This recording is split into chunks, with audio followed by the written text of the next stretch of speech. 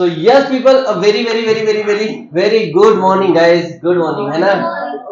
चलो, तो हम लोग सेल ऑफ गुड्स एक्ट शुरू कर चुके थे। ओ हीरो, तेरा ध्यान किधर है? बैठ, है ना, बैठ गया। हाँ, क्या दिख रहा तू? चलो, सेल ऑफ गुड्स एक्ट हम लोगों ने शुरू किया था, कुछ मैंने आपको नोट्स लिखवा के दिए थे, राइट। तो उस नोट्स के अंदर हमारा क्या हो चुका था, एक बार मोटा मोटी याद कर लेते हैं, ठीक है। तो सर, जो सेल ऑफ गुड्स एक्ट है, जैसे सुनो, चलो, जो से हाँ बहुत बढ़िया भाई, मेरे को अच्छा लगा सुन के। जो सेल्स ऑफ गुड्स एक्ट है, सबसे पहला ये एक्ट का नाम क्या है, the sale of goods act. Second, ये एक्ट आया कब था, कमेंस कब हुआ था, on 1st of July 1930। Earlier it is a part of Indian contract act 1872, chapter number 7। समझ में आ रहा है सब नो? पहला ऐसे इंडियन कॉन्ट्रैक्ट एक्ट के जो provision relating to contract of sale थे, उसको रिपील किया, उसको वहां से खत्म किया और नया एक्ट बन गया sale of goods act in the year 1930। When initially sale of goods act आया था, इसका नाम क्या था रे, the Indian sale of goods act. In the year 1963 the word India has been removed and it left as a the sale of goods act. समझ में आ रहा है कि नहीं आ रहा है? वो सोगा पोगा बोगा ऐसे नहीं करने का, है ना, ठीक है। सेकंड चीज, यहां तक बेसिक हो गया ओवरऑल, यस और नो। तो क्वेश्चन ये आता है कि सर इंडियन कॉन्ट्रैक्ट एक्ट का ही पार्ट क्या बना है, सेल ऑफ गुड्स एक्ट। तो whether the provision of Indian Contract Act is applicable on sale of goods act? Answer is, अरे ढोक लो, सुनो बे, मॉर्निंग में उठे, है ना, रखो एनर्जी। मेरे को मालूम तू नहान धो के नहीं आए, ऐसे छूट उठ के आए वाले, है ना, थोड़ा सा आ जाओ। अरे जान दो उसके तो। चलो, so whether the provision of Indian Contract Act is applicable on sale of goods act? Answer is yes, but provided they are not inconsistent with each other। मतलब where the sale of goods act is silent, the provision of Indian Contract Act applicable। Example के लिए, contract, sale of goods is a contract, but the contract word is not defined under sale of goods act, then refer the Indian Contract Act। Whereas, अच्छा, अपना जो version रहेगा वो क्या रहेगा, whenever we do revision, जो भी नए बच्चे, तुम लोगों के लिए खास करके बता रहा हूँ, इट इज इन इंग्लिश, क्योंकि एग्जाम में फिर वो एग्जैक्ट क्या होता है, नहीं तो तुम स्ट्रगल करोगे बहुत ज्यादा एग्जाम में। पंगा क्या हो जाएगा कि भाई इधर हिंदी हिंदी, फिर उधर हिंदी याद आएगा, फिर उस हिंदी को इंग्लिश कन्वर्ट करोगे, फिर इंग्लिश टू हिंदी में अपन महावेनिक करेंगे लैंग्वेज की। तो जब रिवाइज करेंगे तब इंग्लिश में ही करेंगे, ठीक है ना। समझते वक्त हिंदी चलेगा, but at the time of revision we are going to use English only, okay. तो इंग्लिश प्लस हिंदी बोथ। अच्छा, so where the sale of goods act is silent, we are going to refer the provision of Indian Contract Act। Sale of goods act बोलता है there must be at least two party ना, buyer and seller, but इन्होंने ये नहीं बताया कि भाई वो कॉम्पिटेंट होने चाहिए। वो किसने बताया, इंडियन कॉन्ट्रैक्ट एक्ट ने पढ़ा। सेल ऑफ गुड्स एक्ट बोलता है कि आप कॉन्ट्रैक्ट में एंटर कर रहे हो सेल परचेस का, वो लीगली इन्फोर्सेबल बाय लॉ होना चाहिए। ये सेल ऑफ गुड्स एक्ट नहीं बोलता है, कौन बोलता है, इंडियन कॉन्ट्रैक्ट एक्ट बोलता है। But where sale of goods act mention specifically, then we are going to follow provision of sale of goods act. समझ में आ रहा है नहीं आ रहा है, जल्दी बताओ।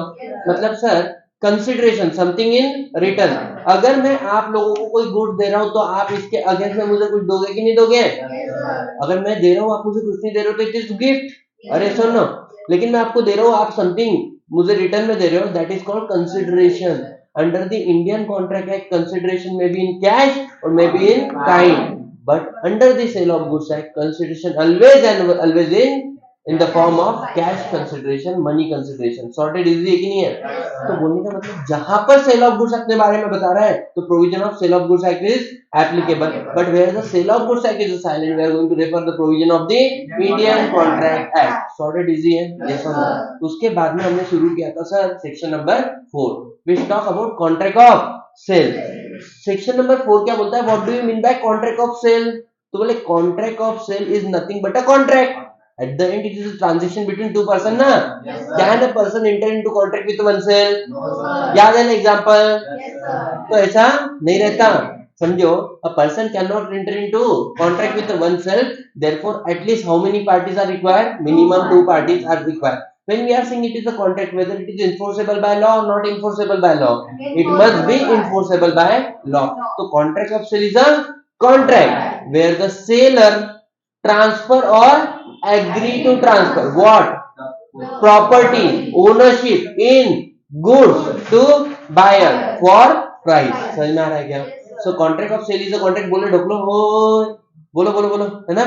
ऐसा मस्त एकदम contract of sale of नहीं, contract of sale is a contract where seller बोलो रे, contract of sale is a contract where seller transfer or agree to transfer property in goods to buyer for price. समझ में आ रहा है कि नहीं?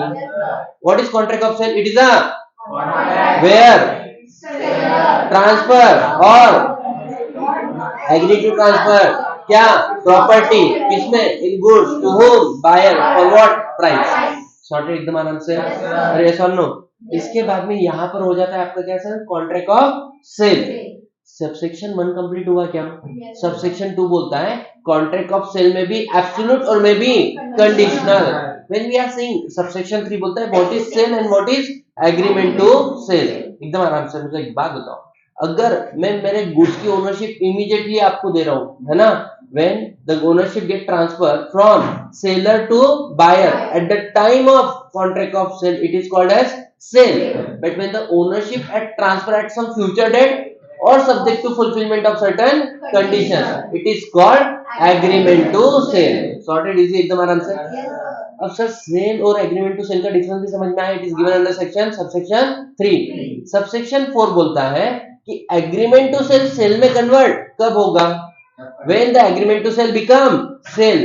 So when the future date is escaped or condition mentioned is fulfilled. That's it, yes or no? Can I say we are done with the section 4 contract of sale? इसके बाद में आता है बच्चों तुम्हारा क्या सेक्शन नंबर 5. सेक्शन नंबर 5 बोलता है how the contract of sale is made. अरे कैसा होता है रे बोले कॉन्ट्रैक्ट? तो बोले सबसे पहले क्या देना पड़ता? प्रपोजल. कौन देता? बोले बायर भी दे सकता, सेलर भी दे सकता. मतलब अगर सेलर चिल्ला चिल्ला के बोल रहा है आलू ले लो, कांदे ले लो, सुबह से एक आलू बिका न बिका आधा, it means offer given by home.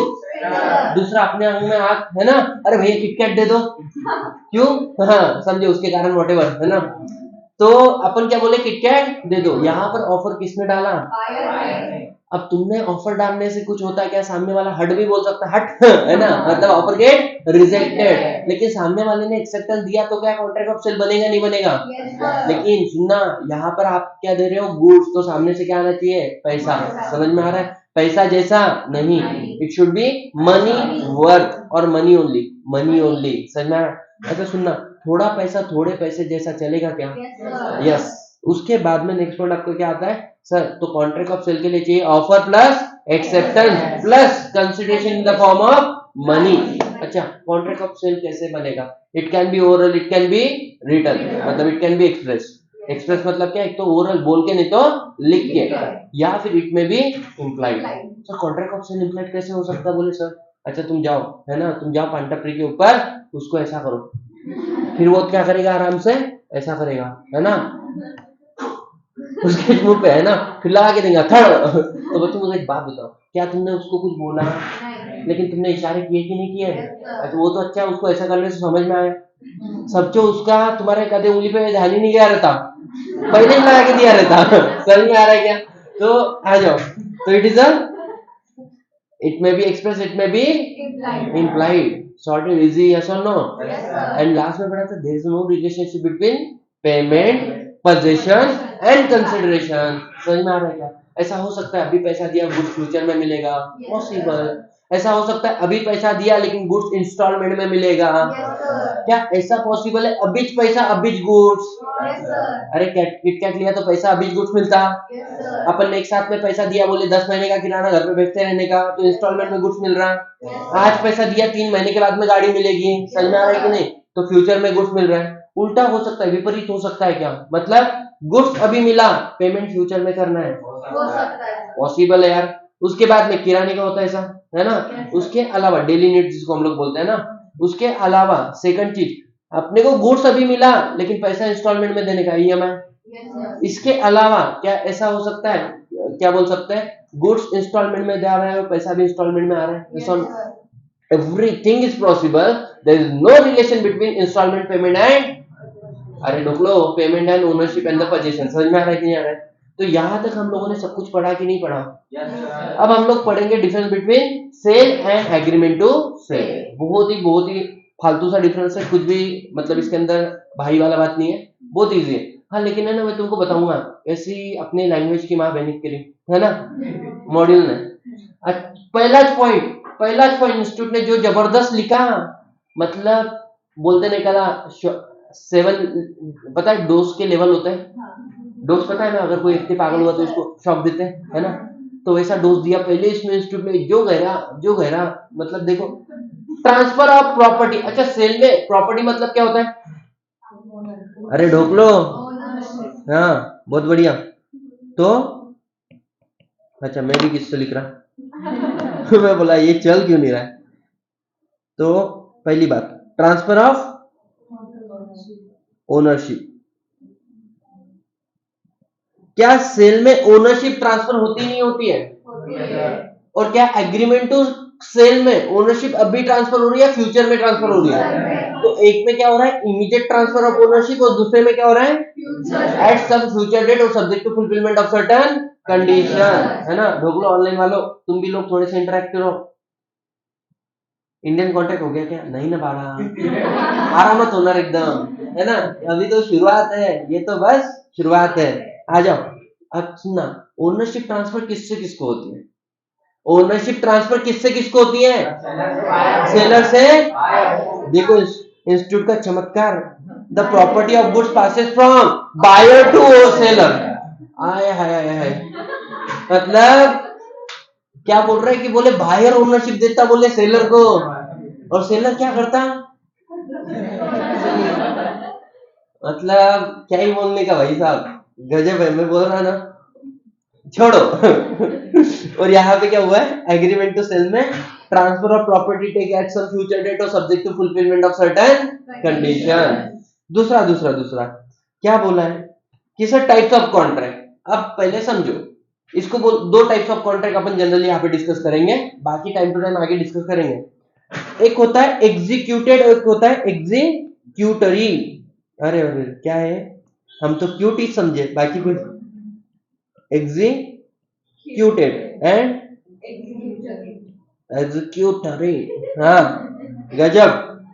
अच्छा मैंने इससे बहुत अपना पर्सनल एग्जांपल कनेक्टेड है, मैंने ना बहुत मतलब जबरदस्त शॉट दिया था इसके ऊपर। शॉट मतलब समझो, आपको ये पता होना चाहिए कहां पर क्या बोलना है और कब बोलना है।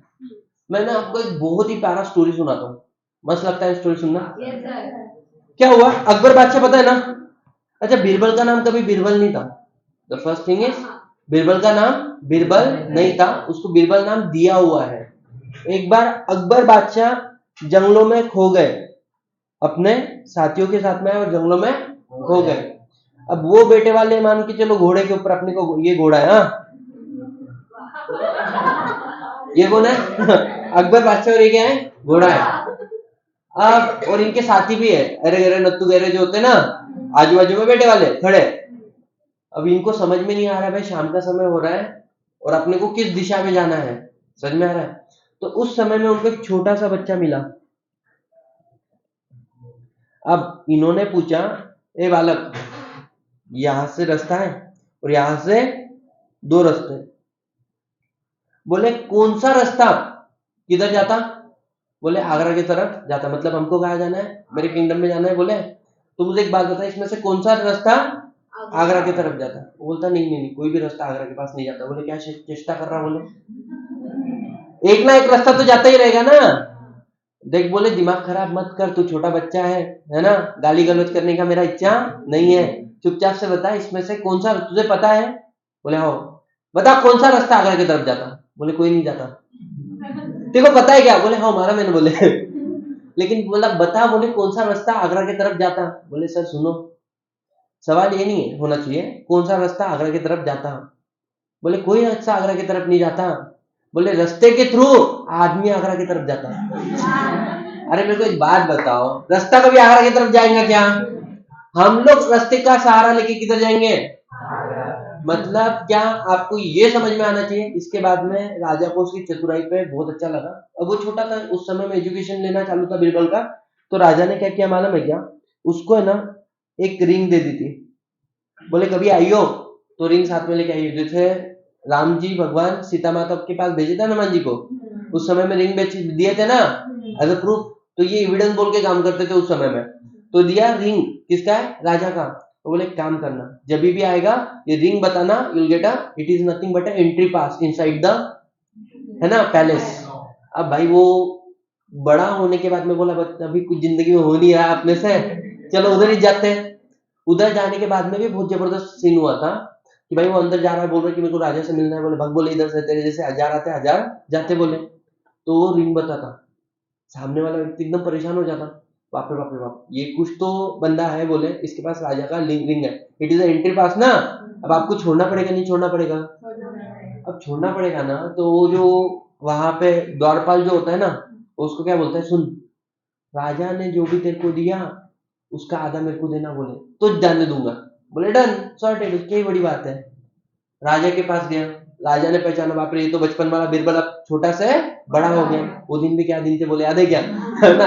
अब राजा ने उसको पूछा कि भाई तेरे को ये पोजीशन पे मैंने रखा, अब बता तेरे को जिंदगी में क्या मेरे तरफ से क्या होना, बोनस। बोले एक काम करो, बोले 100 कोड़े, कोड़े पता है क्या, मारते पीठ पे ऐसे मारने के लिए। बोले लाओ, बोले जैसे मैं तुमको बोलता हूँ तुम लोगों को पढ़ाई नहीं करते, चप्पल निकाल के मेरे को मारो, है ना, वैसा।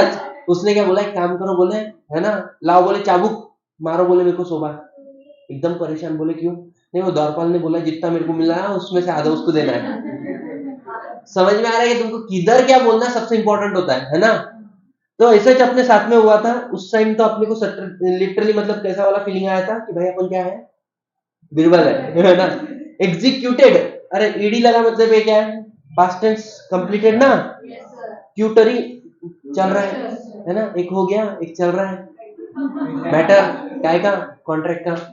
एग्जीक्यूटेड मतलब where both party perform their obligation, nothing is left to perform. मैंने क्या बोला, जब दोनों भी पार्टी ने अपने ऑब्लिगेशन खत्म कर दिए, किसको कुछ लेना देना। फॉर एग्जाम्पल डोनिया और सतीश सर, याद आ रहा है क्या थोड़ा थोड़ा जिंदगी में, है ना। डोनिया को मैंने मेरे लेक्चर दिए और डोनिया ने मेरे को क्या दिया, टमाटर, टमाटर हुआ तो बार्टर हुआ ना बे, उसने मेरे को पैसा दिया। समझ में आया क्या, क्या ना ऐसे executed contract both party perform their obligation, nothing is left to perform, ऐसे तू तेरा मैं मेरा। लेकिन एग्जीक्यूटरी मतलब क्या, वेयर मतलब contract has not fully perform. अब ऐसा भी हो सकता है एक पार्टी ने परफॉर्म किया, दूसरे पार्टी ने परफॉर्म नहीं किया, या ऐसा भी हो सकता है दोनों पार्टी ने एक दूसरे से प्रॉमिस किया, किसी ने परफॉर्म नहीं किया। मैंने बोला भविष्य में मैं तुमको सीएमए फाइनल के लेक्चर दूंगा, आप भी बोल रहे कि भविष्य में हम भी पैसे देंगे, दोनों पार्टी ने परफॉर्म किया क्या, इसको बोलते हैं एग्जीक्यूटरी। अच्छा तुम लोगों ने बोला नहीं सर अगले साल आपने बोला था 15,000 पे हो जाएगा, ये लो 7,000 रुपए सर, है ना। तो क्या तुम लोगों ने परफॉर्म किया कि नहीं किया, लेकिन मैं तुमको लेक्चर भविष्य में दूंगा ना, एग्जीक्यूटरी। समझ में आया क्या। आप कभी कभी ऐसा होता है जैसे अग्रवाल क्लास में तुम लोगों ने आधा फी भरा, इतने दिन बैठो, तुमने आगे का फी नहीं भरा, आगे हम भी नहीं बैठने देंगे। समझ में आ रहा है क्या। तो executory both party perform, half of obligation, partially perform. तो एग्जीक्यूटरी का डिफरेंस समझ में आया क्या। अब मैं था बीबीए के अंदर, बीबीए, तब हमारे सर ने एक बार, एक हमारे जो सर थे इंटेलिजेंस सर एडवोकेट थे, वो भी हमें सबसे पहले इंडियन कॉन्ट्रैक्ट एक्ट में जो रूबरू हुआ था वो बीबीए फर्स्ट ईयर में हुआ था। तो हमारे सर ने हमको पढ़ाया, दूसरे दिन बोले कौन एक्सप्लेन करेगा, एक्सप्लेनेशन बोलने के बाद में तो अपना हाथ खड़ा ही गया हमेशा, है ना। तो मैं गया सामने, अब एग्जाम्पल देना था, मैंने एग्जाम्पल क्या दिया, एग्जीक्यूटिव कॉन्ट्रैक्ट का मैं स्पेसिफिकली बता रहा हूँ। मैंने बोला अपने जो एचओडी हेड ऑफ डिपार्टमेंट है ना, उन्होंने क्या बोला कि आप कॉलेज का पूरा फी पे करो, you will get ID card of our department, है ना। अब आईडी कार्ड, भाई तुम सोचो क्या भारी लगता था, नेवी ब्लू कलर की पैंट, है ना, स्काई ब्लू कलर का तुम्हारा शर्ट है, थोड़ा सा स्काई ब्लू एग्जैक्ट वाला नहीं, उसके बाद में तुम्हारा कॉलर, क्या बोल सकते टाई, और उसके बाद में वो आईडी कार्ड सीनियर पहनते थे, भारी लगता था। हमारे पास साला आईडी कार्ड ही नहीं। मैं बोला सर ने क्या बोला आपको, एचओडी ने, कि आप पेमेंट फी करो, आपको क्या मिलेगा, आईडी कार्ड मिल जाएगा। मैंने बोला हम सबने पेमेंट फी किया कि नहीं किया, बोले यस। मैंने बोला do you get the ID pass till now, बोले नो सर। मतलब मैंने बोला executive contract, one party perform their obligation, another party left to perform. भाई साहब वो इतने जन सर उठे और जाके एचओडी को बोले तुम्हारे नाम से बर्बादी कर दिया, बोले नया बच्चा। समझ में आया। उसके 2 दिन के अंदर हमको आईडी कार्ड मिल गए। तो एग्जीक्यूटेड। अच्छा मुझे बताओ, sale is executed or executory? Executed. Both party perform their obligation, ownership get transfer, but agreement to sale is executory. समझ में आ रहा है कि नहीं आ रहा है? उसके बाद में नेक्स्ट आता है टाइप्स ऑफ। अब सेल टेक प्लेस ऑफ, सुनना, there are different kinds of types of goods, है ना? तो अभी के लिए सिर्फ इतना समझो, एक होता है एग्जिस्टिंग गुड्स, एक होता है फ्यूचर गुड्स। मतलब तुम आए केक वाले शॉप, अपने केक का शॉप है ना, बोले भैया ये वाला केक होना, बोला कौन सा वाला? ये वाला। बोला एग्जिस्टिंग है कि नहीं है, मेरे पास है कि नहीं है, तो मैंने आपको दे दिया। समझ में आ रहा है क्या? अब दूसरा क्या होता है, आप बोलते हैं देखो भैया फोटो वोटो लाते ना, ऐसा लाया तुमने फोटो, है ना, ऐसा वाला फोटो लाए बोले ये फोटो पर चिपका के होना, बोला ठीक है, अपना क्या जाता है ना।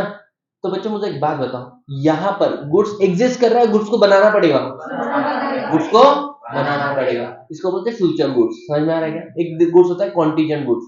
कॉन्टीजेंट मतलब भाई मेरा कारागिर बनाता है लेकिन वो आया ही नहीं आज, तो अगर वो शाम तक आ गया तो बना के दे दूंगा, डिपेंड है ना। तो कभी भी ध्यान देना, एग्जिस्टिंग गुड्स का सेल हो सकता है, बिल्कुल हो सकता है। फ्यूचर गुड्स का सेल हो सकता है क्या? क्यों नहीं हो सकता है? फ्यूचर गुड्स का भी सेल हो सकता है ना, पैसे अभी दे दो, शाम में गुड्स लेके चल जाओ। लेकिन फ्यूचर गुड्स का अगेन द सिंपल क्वेश्चन है ना, फ्यूचर गुड्स का क्या सेल हो सकता है? नहीं। अभी हाँ बोल रहे हैं, अभी नहीं बोल रहे हैं। फ्यूचर गुड्स का कभी भी एग्रीमेंट टू सेल होगा, क्योंकि वो गुड्स एग्जिस्ट करता ही जो अभी है ही उसके। How can you contract about the person who is not exist right now, है ना? तो वैसे how can you contract on the goods which is not exist? जो है वो दे सकते हैं, जो नहीं है वो कैसे देने का प्रॉमिस? समझ में आ रहा है क्या? तो इसको बोलते हैं एग्रीमेंट टू। कभी भी एग्जिस्ट टाइप्स ऑफ गुड्स की बात करें तो सेल के अंदर कौन सा गुड्स होता है? Existing goods. और एग्रीमेंट टू सेल में future goods and contingent goods, बहुत डिटेल में होने वाला है ना। Kind of loss, risk of loss. अच्छा सुनना, हमारा गुड्स ट्रांसफर हुआ, सेल के केस में मुझे एक बात बताओ, जैसे ही गुड्स सेल हुआ, जैसे ही गुड्स सेल हुआ, सेल के पहले रिस्क किसका होता है? सर सेलर का। और सेल के बाद रिस्क किसका होता है? सर बोले बायर का। समझ में आ रहा है क्या? तो in case of sale risk get transfer on buyer, but in case of agreement to sale, अभी एग्रीमेंट हुआ, सेल कब होगा? जब सेल होगा तभी तो ओनरशिप जाएगी ना। हमेशा याद रखना, risk passes with the ownership, जिसकी ओनरशिप उसकी रिस्क। तो एग्रीमेंट टू सेल में अभी सेल हुआ है क्या? और यहाँ पर गुड्स का हुआ लॉस, तो रिस्क किसका है? रिस्क है सेलर का। तो यहाँ पे if the goods are destroyed or loss on the buyer, तो loss fall on the buyer. In case of sale loss किसका है? बायर का है। बट एग्रीमेंट टू सेल में लॉस किसका है? सेलर का है। अब breach of contract, breach of contract में ध्यान देना, यहां पर प्राइस वाला ही है ना बात। यस, तुमने गुड्स को कर दिया क्या? सेल। समझ में आया? सेल किसने किया? सेलर ने गुड्स दे दिया, लेकिन बायर ने क्या किया? डिफॉल्ट किया, ब्रीच किया। क्या करोगे? ओनरशिप किसका हो चुका है गुड्स का? In case of sale ownership get transfer to buyer. क्या बायर ने पैसा दिया? नहीं दिया? नहीं दिया। उसने कॉन्ट्रैक्ट तोड़ा कि नहीं तोड़ा? इंडियन कॉन्ट्रैक्ट एक्ट क्या बोलता है? You have right to file a suit and claim the damages. देख लो डैमेजेस के साथ में, don't you think you will cover the money as well? अरे गुड सेल किया, 2 लाख का गुड्स है, डैमेजेस, अबे डैमेजेस ऊपर से छोटा सा मिलेगा, लेकिन प्राइस भी रिकवर कर सकते कि नहीं? तो आप केस फाइल करोगे फॉर प्राइस। तो सूट फॉर, बोलो जल्दी, इन केस ऑफ सेल आप काय के लिए केस फाइल करते हो? सूट फॉर प्राइस, कि भाई ओनरशिप चले गया, मेरे को पैसा दो।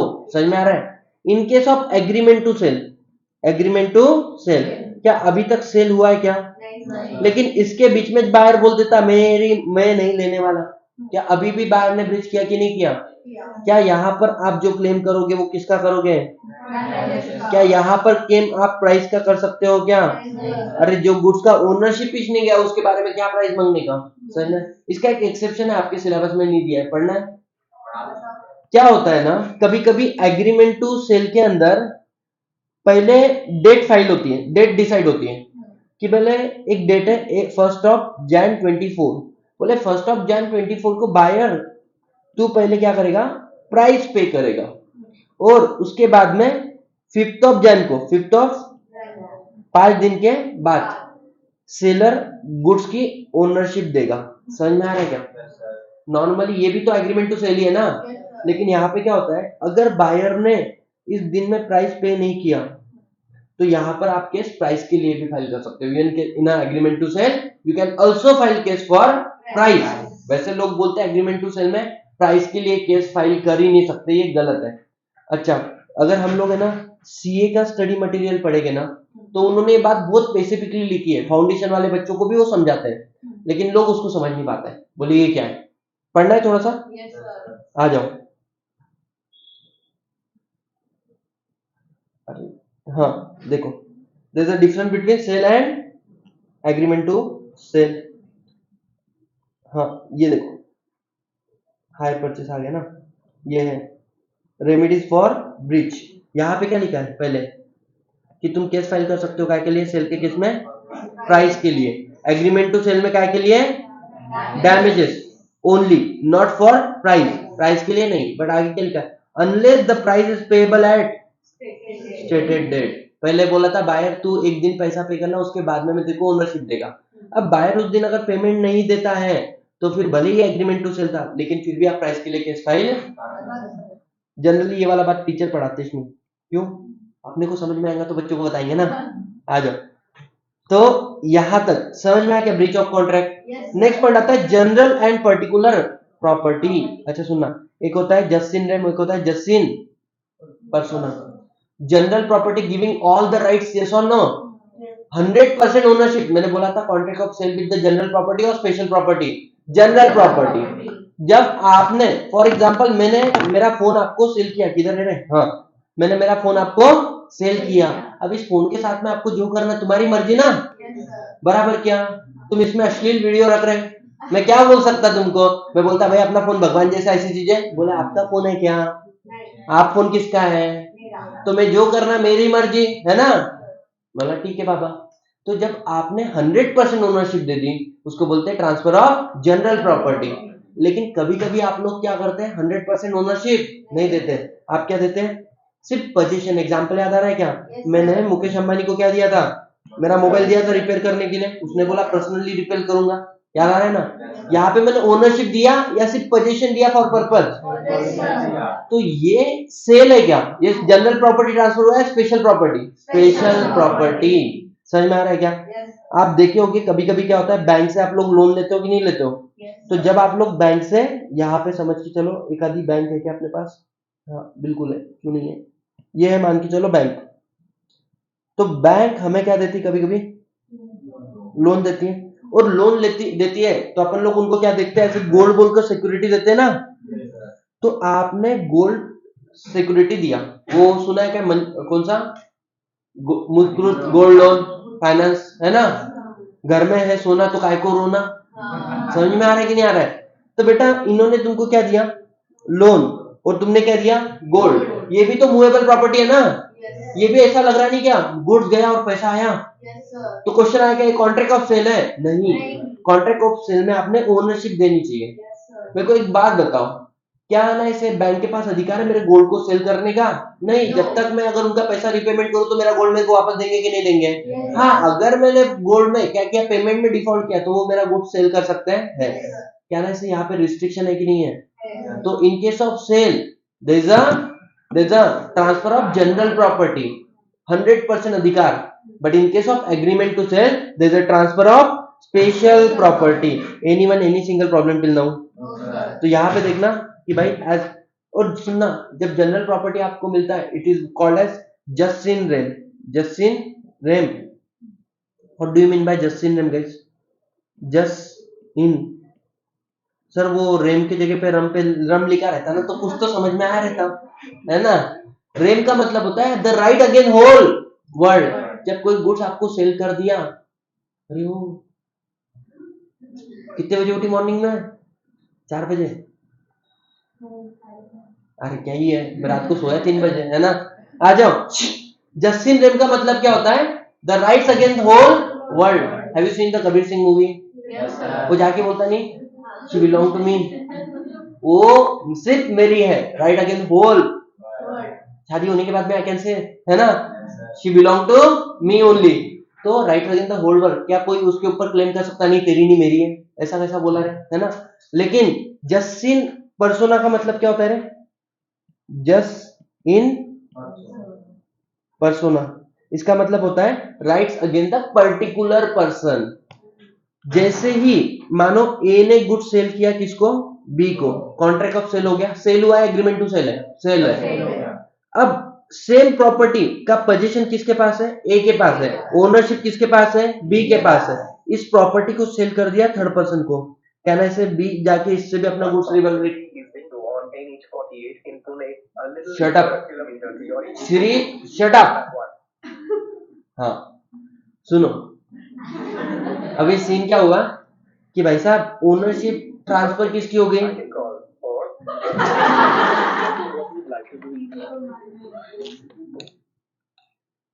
तुझे ऐसा गो नहीं, उसका मतलब मेरे को भी नहीं मालूम, ठीक है, ऐसे भी था। अरे एक बार क्या हुआ था, सचिन तेंदुलकर है ना, सचिन तेंदुलकर 16 साल के थे, है ना। उस समय में उनका पाकिस्तान का एक बॉलर था, है ना, उसने बॉलिंग किया और सचिन तेंदुलकर का मुंह जो था ना वो फूट गया था, पूरा ब्लीडिंग हो रहा था। और हर कोई ये बोल रहा था, सब लोग, इवन तक सेकंड पर्सन जो उनके अगेंस्ट साथ में बैटिंग कर रहे थे, दैट पर्सन नेम इज ये सिद्धू पाजी, है ना। तो सिद्धू पाजी अपोजिट साइड में थे। और भाई पता है क्या किसी को ये वाला सीन? कभी देखना, आपको यूट्यूब पे उसका वीडियो भी मिलेगा। सिद्धू पाजी का नया नया शादी हुआ था, भाई साहब वहां से बॉल ऐसे आ रहे थे भयंकर, जुप जुप ऐसे। सिद्धू पाजी को 2 मिनट के लिए लगा भाई अपन आउट हो जाते, नहीं तो अपन कायके लायकी के बचने वाले नहीं है। अरे सच्ची, मेरा वर्ड नहीं है, सिद्धू पाजी के खुद के अपने शब्द है। तो बोले उस समय में मेरे सामने एक बंदा है, बोले 16 साल की उम्र का था, बोले खेलने के लिए, है ना। और सामने वाले से जैसे ही बॉल आया, पहले बॉल में क्या हुआ, सचिन तेंदुलकर का मुंह फूट गया। मुंह फूटने के बाद में सबने उसको बोला भाई पैवेलियन में जाके बैठ जा। उसने बोला नहीं मैं खेलेगा, समझ में आ रहा है।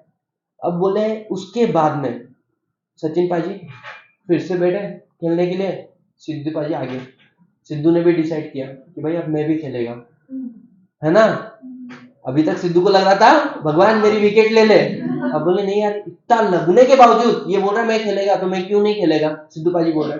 तो उसके बाद में क्या हुआ, जो बॉल डाला बॉलर ने अगेन फिर से वो, है ना, तो उसके बाद में लगा के दिया चौका छक्का, किसने? सचिन ने। और सिद्धू पाजी बोलते कि भाई उसके बाद में सचिन आया बोले, और उसने एक शब्द बोला बोले, और वो शब्द का मतलब मेरे को तब भी नहीं मालूम था बोले, आज भी नहीं मालूम, मेरे को मालूम भी नहीं करना बोले जिंदगी में उसका मतलब क्या होता है ना। सचिन पाजी से गुस्से में आया एकदम, सचिन तेंदुलकर, वो जो बंदा था बॉलर, उसके आंखों में देखा, बोले तुझे आयचा गो अब ये मतलब इसका कुछ नहीं है, बट एग्रेशन दिख रहा है ना, दैट्स इट, है ना। तो आ जाओ, जनरल प्रॉपर्टी मतलब ट्रांसफर ऑफ, अरे कुछ मतलब नहीं मेरे भाई, चिंता मत कर। तो क्या right against the whole world. मैं तुमको हमेशा बोलता हूँ बेटा, कभी भी किसी को मारने का रहा ना, घर के बाहर बुला के मारने का, घर के अंदर जाके क्यों?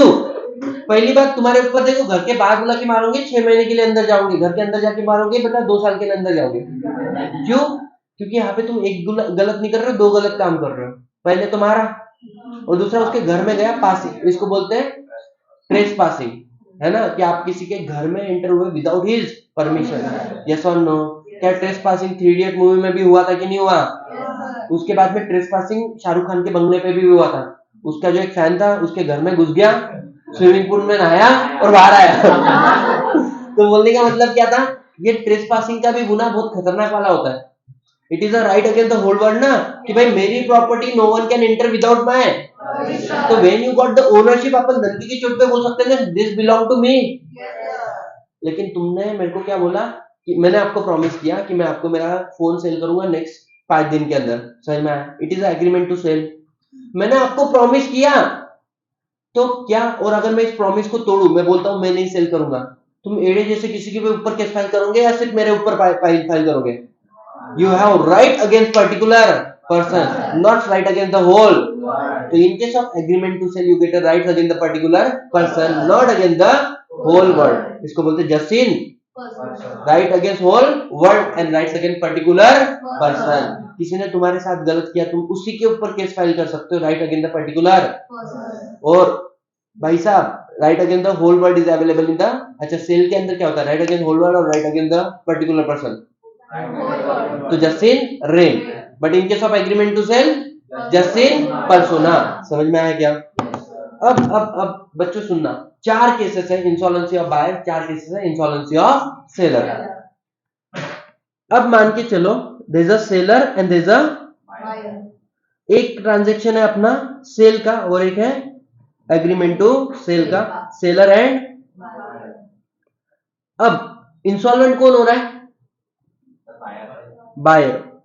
तो क्या बायर के लिए ऑफिशियल लिक्विडेटर अपॉइंट होगा? Yes or no? लिक्विडेटर नहीं, ऑफिशियल असाइनी बोलते हैं उसको, है ना? तो ऑफिशियल इंडिविजुअल के केस में असाइनी होता है और उसके बाद में कंपनी के केस में लिक्विडेटर होता है। अब मुझे एक बात बताओ, जिसका ओनरशिप वो गुड्स लेकर चले जाएगा कि नहीं चल जाएगा?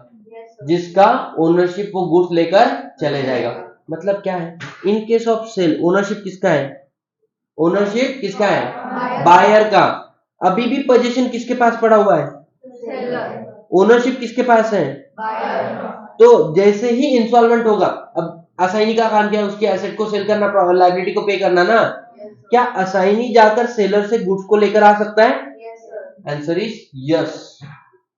अब एक में क्वेश्चन है, क्या हुआ कि बायर ने 1 रुपया भी पे नहीं किया था, ओनरशिप ले लिया था, ऐसा पॉसिबल है क्या? You got ownership without payment, payment तुम फ्यूचर डेट पे करने वाले थे। क्या आप ओनर बने कि नहीं बने? आप ओनर बने कि नहीं बने? एग्जाम्पल के तौर पे पीयूष लगे चा है ना, ध्यान दे। अभी फॉर एग्जाम्पल पीयूष अपना फोन मुझे सेल कर रहा है, ट्राई टू अंडरस्टैंड, है ना? पीयूष फोन दे तो भाई, मैं तो अरे रोक ले दे है ना, गरीब के काम।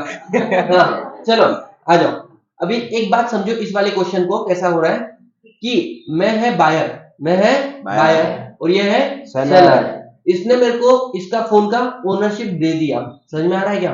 बोले सर ये फोन आज से आपका, सिर्फ मेरे को क्या करना है ना, बोले इसके अंदर से डेटा निकालना है, बोले कुछ ऐसी चीजें जो आप नहीं देखते है ना। तो बोले इसमें से मेरे को कुछ डेटा ट्रांसफर करना है, बोले मतलब लेक्चर है, मैं क्या को देखेंगे, तुम देखते ना।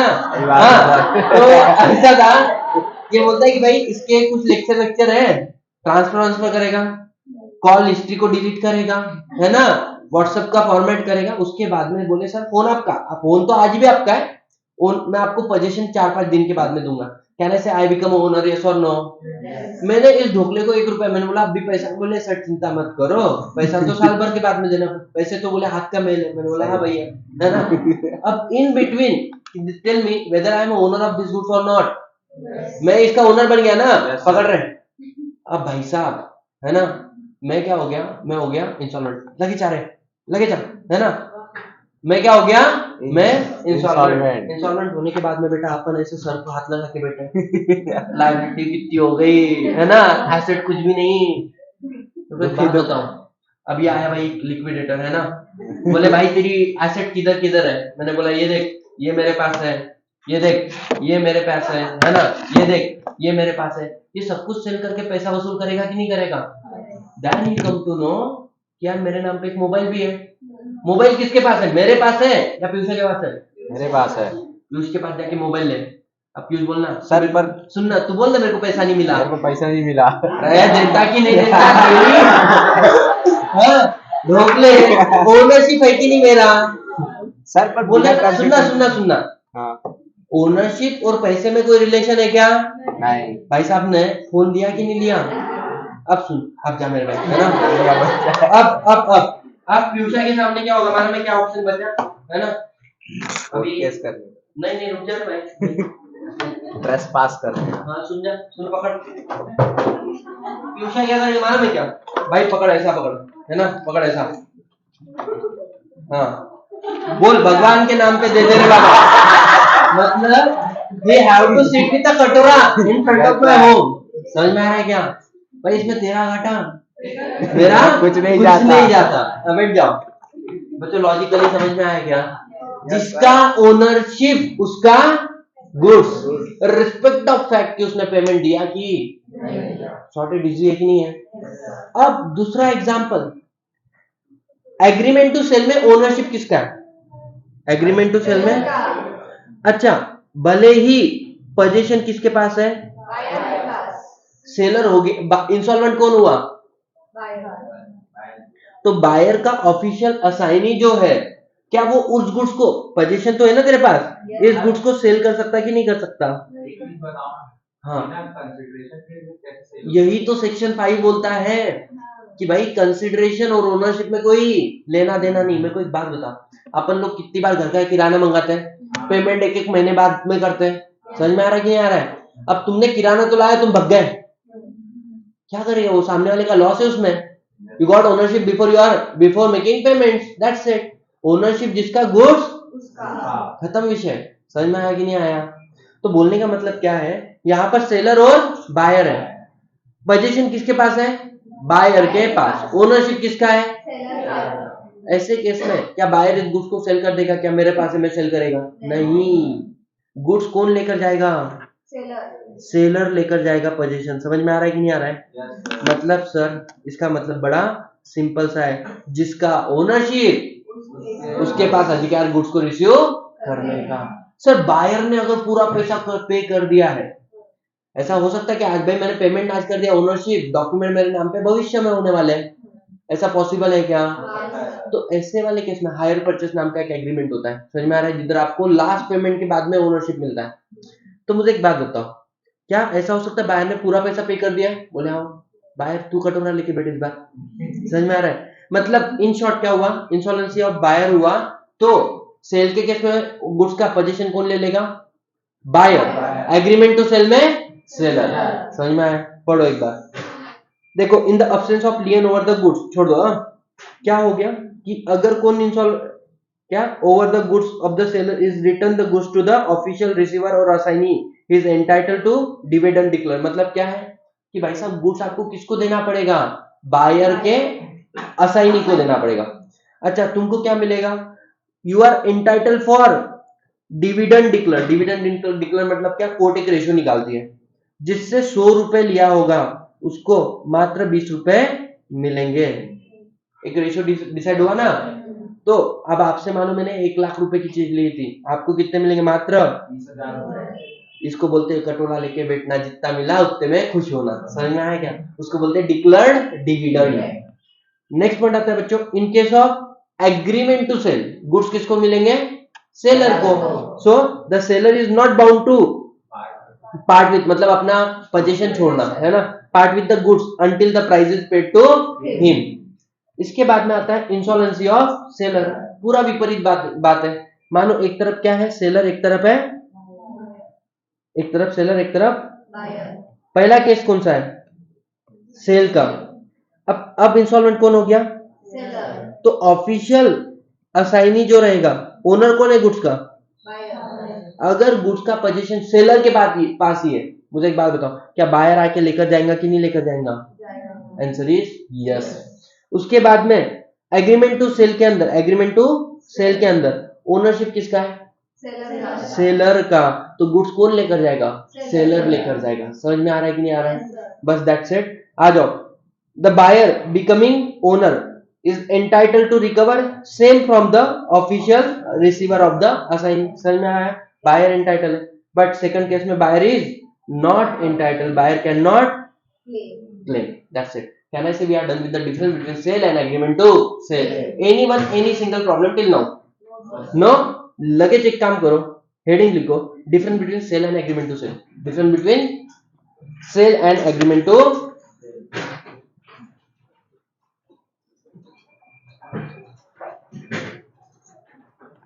सेक्शन 5 नहीं लिखा था अंकल कि लिख लिया था?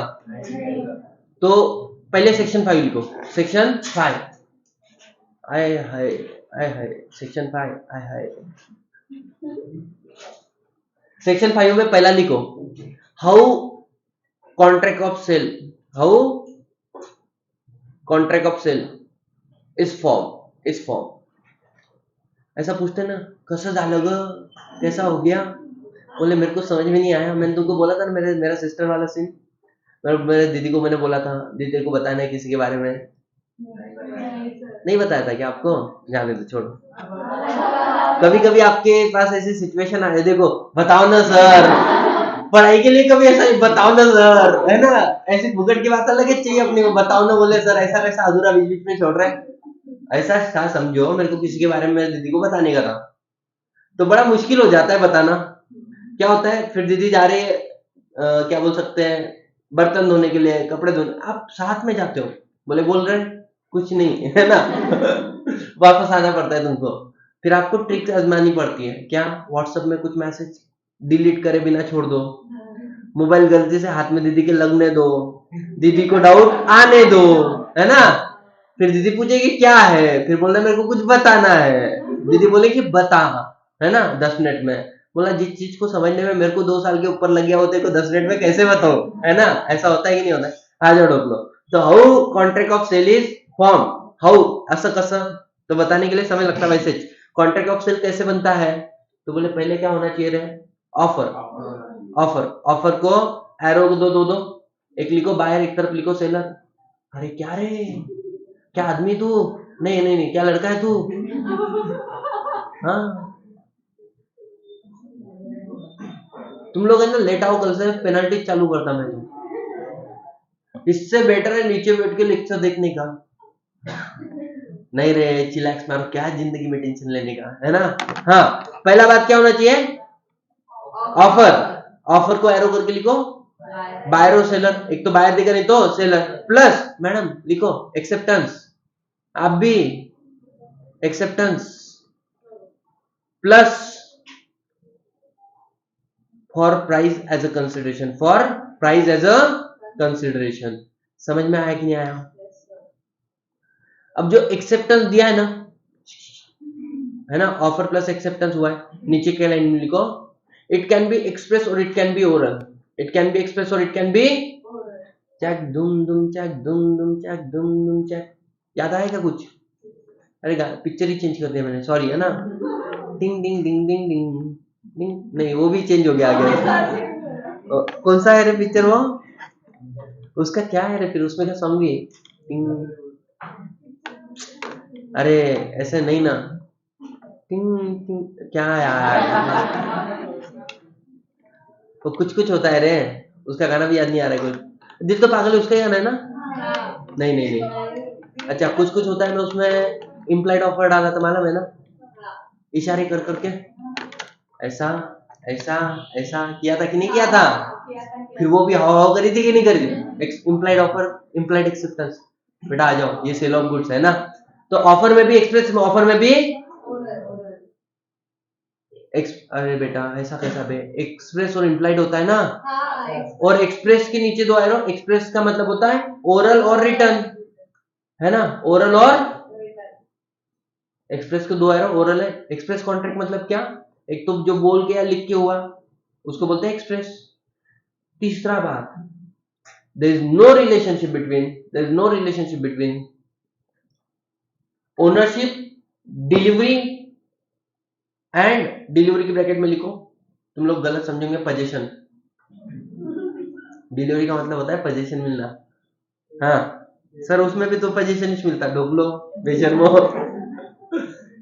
है ना, लिखेंगे इट्स क्लियर सर, होना ही चाहिए, मैच पढ़ा रहा ना, कुछ होना, आ जाओ, मैं क्या बोल रहा हूँ, डिलीवरी ब्रैकेट में क्या लिखा, पोजीशन एंड पेमेंट, इनमें कुछ रिलेशन है क्या, कुछ भी नहीं है, अपने मर्जी से कोई भी पहले कोई भी बाद में, है ना। नेक्स्ट हेडिंग लिखो, difference between sale and agreement to sale, difference between sale and agreement to sale, now it's a CMA specific, हम लोग इस बार, तुमको मालूम है क्या, सीएमए फाउंडेशन को मैं ना सीधा सीए फाउंडेशन से पढ़ा रहा, मतलब किताबों से, द रीजन, इंटर में भाई इन्होंने जैसा पढ़ाया, जैसे दिया है पढ़ो, इतना चीज रिलेवेंट है, फाउंडेशन में तुम्हारी बुनियाद होती है, बुनियाद को कैसा ऐसा वैसा करने का, वो तो स्ट्रांग होना चाहिए ना, इसलिए अच्छा अच्छा, लेकिन जो बच्चे पहली बार मेरे से पढ़ रहे हैं, तुम टेंशन न करो, जितना पढ़ा रहा उतना एकदम परफेक्ट पढ़ा रहा है ना, तुमको बता भी रहा है इंस्टीट्यूट कैसे कर रही। हाँ, पहला हेडिंग लिखो, देखो particular sale and A to S.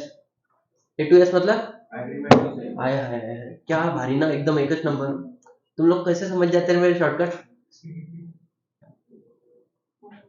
हाँ, पहला पॉइंट लिखो, पर्टिकुलर में transfer of property, transfer of property है ना। पहले में लिखो इमीडिएटली, दूसरे में लिखो फ्यूचर डेट, फ्यूचर डेट और सब्जेक्ट टू सर्टेन कंडीशन, और सब्जेक्ट टू सर्टेन कंडीशन हुआ। दूसरा types of contract, types of contract, पहले में लिखो एग्जीक्यूटेड, दूसरे में लिखो एग्जीक्यूटरी। थोड़ा सा स्पीड फास्ट रखो समरी नोट्स में।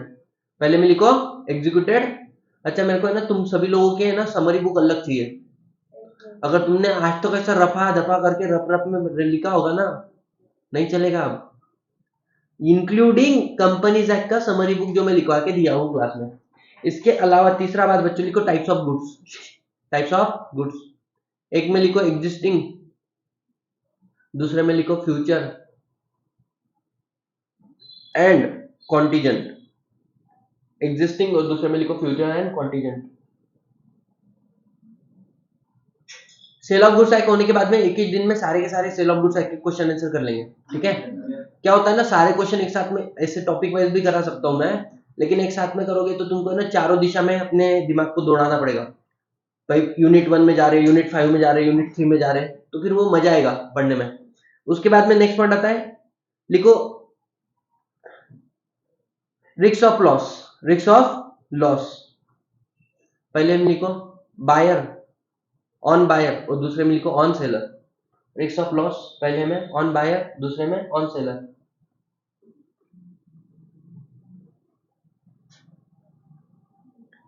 आगे लिखेंगे breach of contract, breach of contract. एक में क्या लिखेंगे सूट फॉर प्राइस, एक में लिखेंगे suit for damages, suit for price, suit for damages. Next point general and particular property, general and particular property है ना।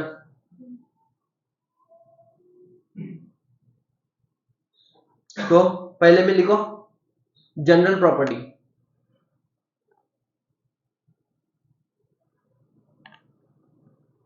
नीचे में लिखो jus in rem, jus in rem, jus in rem के नीचे rights against whole world, rights against the whole world. बाजू में लिखो जस्टिन परसोना, तो वहां पे लिखो jus in personam rights against the particular person.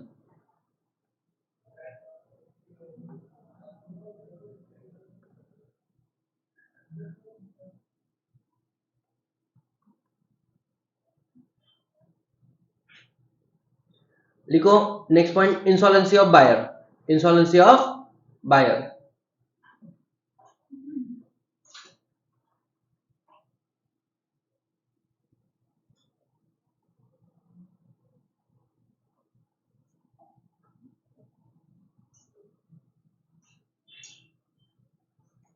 तो यहां पे लिखना ऑफिशियल, सेल में लिखना official, official assignee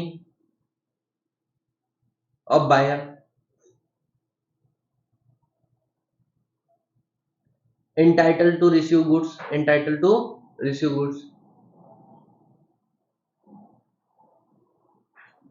even no price is paid, even no price is paid by buyer। भले ही बायर ने पैसा नहीं दिया, लेकिन ओनर तो है ना, जो ओनर उसका गुड्स। बाजू में एग्रीमेंट टू सेलर में, सेल में क्या है, यहाँ पे किसके पास पोजीशन है, सेलर के पास, किसके पास भी रहने दो, इतना लिखो seller being owner, being a owner have right on a goods, right on a goods. Sorted, easy है, सिंपल है. नीचे लिखो insolvency of seller, next heading insolvency of seller. और यहां पे लिखना क्या, पहला पॉइंट में तुम बताओ. सेलर इंसॉल्वेंट हो गया, official receiver of seller entitled to receive the goods. भले ही बायर के पास पोजीशन हो, समझ में आ रहा है. इंसॉल्वेंट हुआ ना सेलर, तो जाके बायर से गुड्स लाएगा कि नहीं रहेगा. अरे सॉरी, हाँ गलती हुआ मेरा, माफी है ना. क्यों देख रहा था तुम्हारा कितना ध्यान है.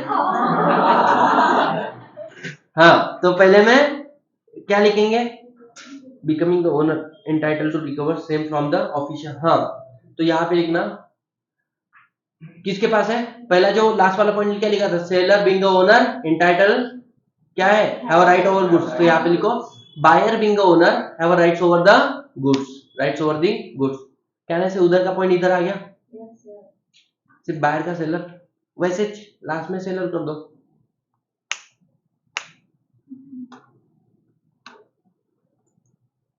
कैसा समय जाता समझ में ही नहीं आता लॉ की क्लास में.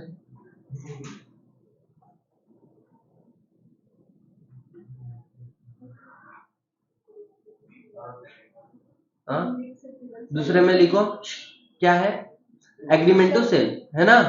और इंसॉल्वेंट कौन हुआ है, so official assignee of seller entitle to receive goods even though price paid by the buyer.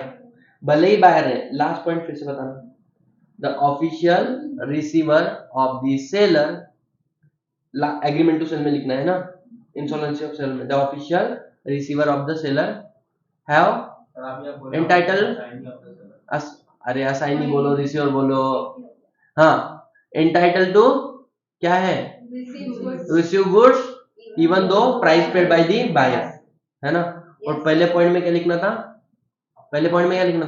Buyer being the owner entitled have rights on a goods. That's it guys, we are done with the difference between sale and agreement to sale. अब है ना, ये सुनो, एक example दिया है, मतलब किधर क्या कनेक्शन लगाना और किधर क्या बोलना, ये तुम्हारे इंस्टीट्यूट को मालूम ही नहीं है. मजाक नहीं कर रहा. सुन एग्जांपल देखो, तुम लोग खुद ही बोलेंगे. क्या बोला, mister A enter into contract to sale car to mister B. बहुत ही बढ़िया. The contract was set to discharge on specific date. याद आ रहा है क्या कुछ, जो मैंने तुमको पढ़ा है लेकिन तुम्हारे सिलेबस में दिया नहीं है. अब जो बात ऊपर नहीं बताया उसके बारे में नीचे क्या को लिख रहे है ना. अरे बच्चा क्या कनेक्ट करेगा जिंदगी में. आगे, and for a certain specified amount, मतलब पहले पेमेंट देना है, यही वाला ना. However, if the certain amount was not given on the specified date, एक तारीख को अगर उसने पैसा नहीं दिया, the sale would not take place. Sale तो नहीं हुआ, एग्रीमेंट टू सेल वाला ही केस था ना. क्या फिर भी बायर यहाँ पे एग्रीमेंट टू सेल होने के बाद में भी प्राइस के लिए केस फाइल कर सकते हैं. अरे कम से कम बोलना तो पूरा तो बोलो, नहीं तो नको बोलो, है कि नहीं. सेक्शन 5 हमने पढ़ा कि नहीं पढ़ा, देखो इंस्टीट्यूट ने भी लिखा. क्या लिखता, a contract of sale is made by offer. आय हाय क्या बात बोला, बोले ऑफर होना चाहिए. टू बाय और सेल, मतलब बायर भी दे सकता है, सेलर भी दे सकता है. For a price, and acceptance of such offer, और उसका भी एक्सेप्टेंस होना चाहिए. हाँ, बहुत बढ़िया. द कॉन्ट्रैक्ट में provide for the immediate delivery immediate होएगा, ऐसा भी हो सकता है. मे प्रोवाइड मतलब कंपलसरी नहीं है. तो कॉन्ट्रैक्ट में प्रोवाइड, आ जाओ, कॉन्ट्रैक्ट में प्रोवाइड क्या, इमीडिएट डिलीवरी. ठीक है, बहुत बढ़िया मेरे भाई. और ऑफ अ गुड्स और immediate payment, immediate delivery payment भी इमीडिएट, बराबर क्या. और इमीडिएट पेमेंट ऑफ प्राइस और बोथ, और दोनों भी. और डिलीवरी और पेमेंट इन इंस्टॉलमेंट, और डिलीवरी एंड पेमेंट में भी पोस्टपोन, भविष्य में पेमेंट, भविष्य में. And anything is possible. समझ में आ रहा है कि टोटल 9 सर्कमस्टांसेस बनते हैं वो, है ना. उसके बाद में subject to provision of the law for timing in force the contract of sale may be made in writing और may be made by word of mouth, मतलब बोलकर या लिखकर एक्सप्रेस, और partly writing partly word of mouth. हाँ हाँ बहुत बढ़िया। और इट में भी सीधा बोलो ना, इट में भी एक्सप्रेस, इट में भी गजब, खत्म विषय। अब आगे for the purpose of this act various term have been defined under section 2। हमको मालूम ही नहीं था कि सेक्शन 2 में बहुत सारे शब्द डिफाइन किए बोले। आ जाओ। For instance for every contract of sale take a place there must be exist of buyer and corresponding seller. वाह, कॉन्ट्रैक्ट ऑफ सेल हो रहा है तो क्या होना चाहिए, बायर भी होना चाहिए, सेलर। अरे हमने कल ही पढ़ लिया, बायर मतलब who buy and agree to buy, seller मतलब who sell and agree to. आता कि नहीं आता अपने को? मस्त। A buyer as defined by the act means a person who buy the goods and seller means a person who sell and agree to. कितना गलत, कितना गलत। अरे तुम जान ले लो बे हमारी, है ना, गलत पढ़ा रहे हैं यार ये लोग। बायर मतलब बोले जो बाय करता है, सेलर मतलब जो सेल करता है, एग्री टू सेल करता है। अरे बायर मतलब जो परचेस करता है या परचेस करने का प्रॉमिस करता है, सेलर मतलब जो सेल करता है या सेल करने का प्रॉमिस करता है, because it include sale as well as agreement to sale. भाई मेरे को तू ध्यान दे, आज तेरा सेकंड क्लास है ना, कल वाला क्लास तेरा मिसिंग है, इसलिए कल हमारी बहुत सारी ऐसी ऐसी बातें हुई थी जिसके ऊपर ये सारी बातें निर्धारित है, डिपेंड करती है ना। तो तेरे को कल वाला लेक्चर देखना पड़ेगा, मैंने मेरे यूट्यूब चैनल पे डाला है, आ जाओ। अच्छा, उसके बाद में दिस गुड्स में भी स्पेसिफिक गुड्स। अच्छा, ये गुड्स कौन से हो सकते हैं? विच मीन्स, अच्छा सुनो, फ्यूचर भी हो सकते हैं और कॉन्टीजेंट भी हो सकते हैं। मतलब भाई साहब इन्होंने कुछ भी एक्सप्लेन किया नहीं है। हेडिंग लिखो next, essential elements of contract of sale. भाई मैं बना लेता तुम्हारी बुक, तुमको इतनी तकलीफ थी तो। Essential elements of contract of sale.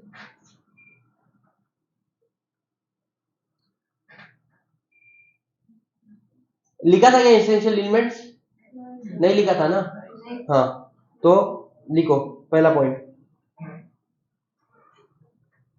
There must be two parties, there must be two parties,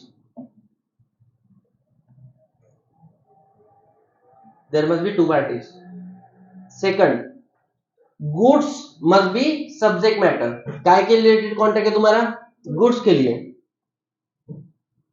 अच्छा, टू पार्टीज लिखा है ना, उधर एरो करके buyer and seller, buyer and seller. Buyer के सामने लिखना who buy and agree to buy, seller के सामने लिखना who sell and agree to sell. कितना कंफ्यूज होती ना। बोले एक तो सर मेरा प्रॉब्लम नहीं, आप रपा रप बोलते बोले है ना। तीसरा, property in goods must be transfer. Property का मतलब क्या होता है? Ownership in goods must be transfer. दूसरा क्या है?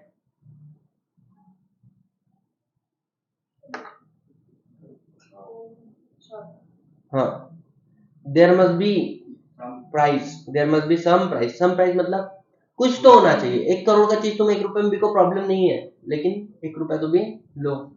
नेक्स्ट पॉइंट, गुड्स लो मतलब तुम पूरा पैसा लो या गुड्स प्लस पैसा लो चलेगा, सिर्फ गुड्स के प्रति गुड्स, वो कॉन्ट्रैक्ट ऑफ सेल नहीं है ना। नेक्स्ट है, contract of sale can be absolute, absolute मतलब ब्रैकेट में लिखना सेल, और कंडीशनल मतलब लिखना agreement to sale. Contract of sale में भी एब्सोल्यूट और में भी conditional, and all other essential elements of the contract.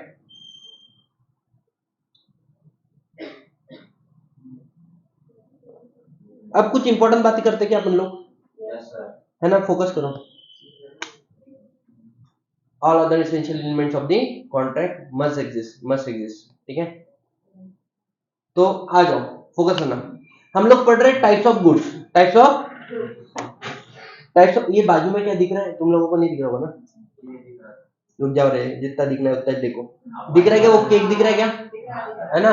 अब वो केक का पहले स्पेशलिटी समझो क्या होता है। 29 ऑफ अक्टूबर मेरा होता था बर्थडे, 30 होता था मतलब होता है लेकिन मैं पास्ट के डेट में जा रहा हूँ। मेरे साथ में एक सीन हुआ था मेरे बर्थडे के दिन, है ना। सीन क्या हुआ कि मैं जिस भी फर्म में काम करता था, सीएलसी बोल के, कॉर्पोरेट लीगल कंसल्टेंसी, है ना, बड़ी, one of the top most firm in the Pune, ठीक है। पहले मैं वहां पे करता था, then I shifted to Kejal associate. I was the first trainee of Kejal associate, लेकिन आज के डेट में बहुत बड़ी फर्म बन चुकी केजल एंड एसोसिएट, ठीक है। ड्यूरिंग द कोविड जो मेरे ट्रेनर थे शिजी सर थे, उनको सेबी में जाना था और उसके लिए उनके क्लाइंट ने स्पेसिफिकली हेलीकॉप्टर भेजा था पूना के अंदर कि भाई आप आओ, हेलीकॉप्टर में बैठो और सीधा सेबी पे लैंड करो। समझ में आ रहा है। एंड करबो अरबों का पैसा आने वाला था फॉरेन से, तो he is a compliance head over there, ठीक है। इसके अलावा lots of thing are there, जो तुम लिस्टेड और बिग कंपनी के नाम सुने होगे मेरे मुंह से काफी बार। इवन इन लोगों को भी इंसॉल्वेंसी बैंक्रप्सी कोर्ट के अंदर हराया है हमारे सर ने, ठीक है। तो I feel privilege every time when I speak about the Kshitij Lunkar sir, ठीक है। तो कि भाई मैं उनका पहला ट्रेनी हूँ, है ना। लॉट्स ऑफ थिंग मैं उनसे ही सीखा हूँ। अब आ जाते हैं अपन लोग टॉपिक के ऊपर। तो क्या हुआ था, सीएल से ही बात कर रहा हूँ भाई। मेरा था बर्थडे, भाई का बर्थडे है ना, और अपना है ना थोड़ा सा मतलब सीन ऐसा था कि भाई अपन घुल मिल गए थे बच्चों में बहुत ज्यादा। मैंने सबको बिगाड़ के भी रख दिया था, मतलब एक ग्रुप बना दिया था मैंने वहां पे जाते बराबर, बच्चों बच्चों का काम चोर। तो उसमें ना क्या 33 लोग थे और एक बंदा गलती से ऐड हो गया था। गलती से मतलब मैंने सारी ट्रेनिंग को किया भाई। एक जन ऐसा भड़क गया, मैं नहीं हूँ बोले काम चोर। मैंने बोला हम तो है। अब ये बच्चा जिसको ज्वाइन होके 1 महीना नहीं हुआ, वो मुंह लग रहा है किसके, उसके जो 2 साल से वहीं पे काम कर रहा है। गर्द देख रहे हो तुम मेरे। मैं उन्हें बोला तुम टेंशन ना बोलो। अब सीन क्या हुआ, बोले सतीश ये अच्छी बात नहीं है। मैंने बोला मेरे को तो ये सही लगता है। मैं बोला आप होगी शिद्दत से काम करने वाले, बाकी अपने ग्रुप में सारे ऐसे ही, आपको कंटिन्यू करना है तो कंटिन्यू करो, नहीं तो छोड़ो। ऐसे गंदे गंदे पंगे लेता था मैं, है ना। तो भाई साहब मतलब बहुत बिगड़ा हुआ था, समझ के चलो आप। तो मेरा बर्थडे था। अब थोड़ा सा होता है जो ऐसे ऑर्गेनाइजेशन को रन करता है ना, दबाव होता है उसका। उस दिन मेरे बर्थडे के दिन उन्होंने केपी से केक मंगाया था, सीनियर्स लोग जो थे ना उन्होंने। और मैंने वो कामचोर ग्रुप भी बनाया ना, पहले तो सबके हाथ में ऐसे सिक्के मारे थे, फोटो निकाला, that is a profile photo of group, सबके हाथ सिक्कों के साथ। अभी सीन क्या हुआ, उन्होंने भाई जो वो मंगाया मेरे लिए, तुम देख सकते हो। पहले तो केक पूरा किसका था, कैडबरी वाला, है ना, मतलब चॉकलेट केक। सेकंड, मेरे को किटकैट बहुत पसंद है, तो उसको कंप्लीटली किटकैट से क्या किया था, कंप्लीट किया था। उसके अंदर थे जेम्स, है ना। भाई साहब देखने के बाद में मैं खुद ही दीवाना हो गया था उसका, है ना। अब सीन ऐसा हुआ कि मैंने केक कट किया, मेरे को 1 बाइट 2 बाइट खिलाया, और मेरा जो दोस्त था ना, एक होते थोड़े से, हर एक दोस्त होता है ना। तो उसने क्या किया, थोड़ा सा बोले सब जन सतीश को खिलाना चालू कर दिया ना, उसने लगेज केक निकाला, थोड़ा सा मेरे चेहरे पे लगा दिया। नहीं तो केक का मजा भी क्या है भाई साहब, जैसे लगाने वाला पागल है क्या, बोला भाई दिनेश, है ना, ठीक है आ रहा, मुंह धो के गया मैं अंदर, मुंह धोया, थोड़ा सा समय लगा मेरे को, बाहर आता तो क्या केक खत्म। समझ में आ रहा है, मतलब मेरी इच्छा भी पूरी नहीं हुई, उसके पहले केक। तो केक इज अ गुड्स ना, and there are various types of goods, है ना। तो एक होता है एग्जिस्टिंग गुड्स, एक होता है फ्यूचर गुड्स, एक होता है contingent goods. Sir what do you mean by existing goods? The goods which exist at the time of contract of sale, it is वो क्या बोल सकते हैं, own and purchase by the seller. मतलब sir एक सुनो ना, आपका फोन हमें सेल करो, क्या ना ऐसे at the time of contract of sale, ये फोन मेरे पास है कि नहीं है, तो क्या ये मेरे से ही परचेज, मतलब मेरे कंट्रोल में, मेरे ओनरशिप में है, तो दिस इज एग्जिस्टिंग गुड्स। समझ में आया क्या? फ्यूचर गुड्स, मैंने बोला मेरे बापूजी मेरे नाम पे प्रॉपर्टी ट्रांसफर करने वाले हैं। भाई साहब मेरी वाली को एकदम बोले सच्ची, बोला मुच्ची। मैंने बोला वो प्रॉपर्टी में तेरे नाम पे ट्रांसफर करूंगा, है ना। मैंने बोले पक्का, मैंने बोला 100%, है ना। आप सुनो, आप सुनो, भाई साहब शाम में गए घर पे, बापूजी प्रॉपर्टी ट्रांसफर नहीं की क्या, आपके बहू को देने का प्रॉमिस किया। समझ आ रहा है? अब बापूजी ने मेरी बम धुलाई की। बोलने का मतलब क्या, सुनो, ये गुड्स में नहीं आता immovable property, but try to understand goods not own control by the seller at the time of contract of sale, भविष्य में मेरे पास आएगा, this is called future goods. आप गए भैया ये वाला केक होना, बोला कौन सा, ये केक होना, बोले आपने इशारे कर करके बताया ये छूना ये छूना ये छूना, तो ये क्या था, एग्जिस्टिंग गुड्स। अरे ऐसा नो। दूसरा ऐसा केक होना है ना, फोटो दिखा रहे, शाम तक बना के दोगे क्या, बोला चलेगा। तो अब ये क्या हो गया, फ्यूचर गुड्स। अब तुमको केक बना के देना, जो तुम्हारा केक का पैटर्न है ना, लेयर पे लेयर लेयर पे लेयर लेयर पे लेयर लेयर पे लेयर। अब मैं कोई बात बताऊं, मैंने बोला भाई देख अपने को इतना भारी का नहीं जमता, इतना भारी का मेरे कारागिर को जमता। फिर बोले कारागिर किधर है, बोला कल रात को उसके लुगाई ने उसको बम धोया। लुगाई ने धोया मतलब लुगाई ने मारा। तो वो मेरे को बोल रहा था आज तबीयत अच्छी नहीं, शायद नहीं आऊंगा, शायद नहीं आऊंगा। क्या आ भी सकता है? अगर मेरा कारागिर आया तो मैं गुड्स बनाऊंगा, और तो फिर आपको कारागिर का आना नहीं आना कंफर्म है क्या? नहीं। This is called contingent goods. बोले मेरे खेती में जितने भी फ्रूट आएंगे मैंगो ट्रीज के है ना, वो सब आपको दूंगा, लेकिन आएंगे कि नहीं आएंगे इसकी क्या है गारंटी? समझ में आ रहा है कि नहीं? सो एग्जिस्टिंग गुड्स मतलब exist at the time of contract of sale. सुनना सबसे important, at the time, after time, at the time, after time, इतना ही याद रखो ना। तो जो at the time of contract of sale exist करता है उसको क्या बोलेंगे? Existing goods. सॉर्टेड इजी है। गुड्स विच इज, अब सुनना, to be manufactured, to be produce, to be acquire after contract of sale, future goods. भाई अब सपोज इंग्लिश दूसरा एग्जांपल लेके चलते हैं, मेरे को क्वेश्चन है, आप आंसर दो। क्या ना इसे, फ्यूचर गुड्स के केस में गुड्स एग्जिस्ट करता है या नहीं करता है? One more time, future goods के केस में गुड्स एग्जिस्ट करता है या नहीं करता है? Future goods exist. Last time, future goods के केस में गुड्स एग्जिस्ट करता है नहीं करता है? सर करता है ना सर, कि नहीं करता है? इट मे एग्जिस्ट और it may not. Sir exist कैसे सर?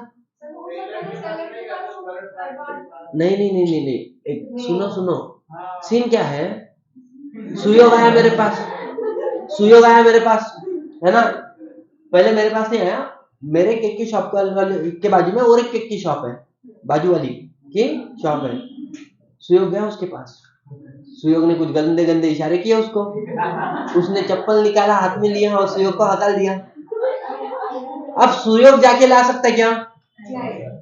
सुयोग आया मेरी दुकान में, बोले भैया सुनो ना, मैंने बोला बोल मेरे भाई, बोले ये वाला केक, मैंने बोला मेरे पास नहीं है, बोले बाजू वाली के पास है। मेरे को मालूम है आपके पास नहीं है, इसलिए बोले मैं आपके पास नहीं आया था, मैं बाजू वाली के पास गया। अरे हाँ तो, अरे वो मिसअंडरस्टैंडिंग हो गया थोड़ा सा है ना, तो वो मेरे को एंट्री भी नहीं देती अंदर। बोला अच्छा आपका कनेक्शन, मैंने बोला एकदम तगड़ा।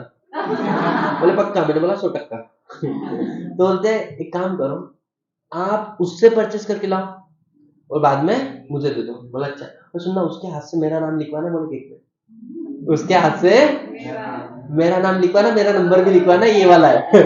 तो क्या इसने केक पे डिमांड रखा मेरा नाम मेरा नंबर लिखवाने का? बोले आओ कि नहीं? अरे सुनो, अब सिंपल सा बात मुझे बताओ, क्या ये गुड्स एग्जिस्ट करता था कि नहीं करता था? लेकिन सेलर ने एक्वायर किया आफ्टर कॉन्ट्रैक्ट ऑफ सेल, तो future goods may be exist और may not be. If it is exist it is acquired after contract of, इसलिए बोलते कॉन्ट्रैक्ट ऑफ सेल होने के बाद में जो गुड्स को प्रोड्यूस किया, मैन्युफैक्चर किया या एक्वायर्ड किया, उसको बोलते हैं फ्यूचर गुड्स।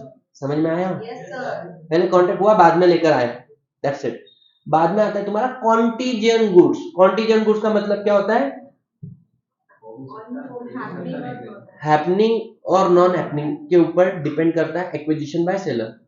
भाई सेलर आप बोले कि केक चाहिए, मैंने बोला कारागिर बना था, बोले सर फिर शाम तक बना के दो, मैंने बोला कारागिर का कंफर्म नहीं है, कारागिर आया तो केक बना के। कल वाला एग्जांपल याद है क्या? नहीं तुम लोगों को नहीं बताया सुपारी वाला? नहीं है ना, सुनो रे, एकदम बारीक एग्जांपल है ना, एकदम सेक्सी एग्जांपल है। क्या हुआ, तुम लोगों को खर्रा मतलब खर्रा, खर्रा खर्रा आकर वो तो नहीं मालूम है, चलो जान दो, है ना। खर्रा मतलब ऐसा घस घस घस घस करते ना, तंबाकू वंबाकू का, उसमें सुपारी सोप सभी रहता। समझ में आएगा? तो अपना खर्रा बहुत भारी का था। क्यों? लोगों के सुपारियां कैसे रहती मालूम है क्या तुमको? ऐसे ऐसे लोगों की सुपारी ऐसी रहती, अपनी सुपारी वैसी नहीं, अपनी सुपारी पिचकिली है ऐसी, और उसमें थोड़ा थोड़ा रस्सा। हाँ हाँ, अच्छा ठीक है ना, ऐसी पिचकिली अपनी सुपारी, ध्यान दो, ऐसी ऐसी ऐसी क्रिस्पी जिसको बोलते ना, और उसके बाद में भाई वो थोड़ी थोड़ी चिपकिली भी है, मस्त एकदम, जो मजा आता है ना अपने को, क्या बोल सकते, पान के साथ चिपकिला होता है ना। अब उसका स्पेशलिटी है कि भाई वो ऐसे में वैसे कन्वर्ट कैसे हुई, है ना। तो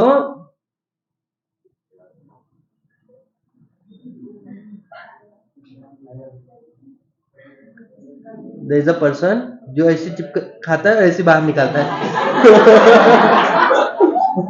और फिर हम क्या करते हैं, उसका बनाते खर्रा, लोग बहुत फेमस बोले भाई बनो, है ना,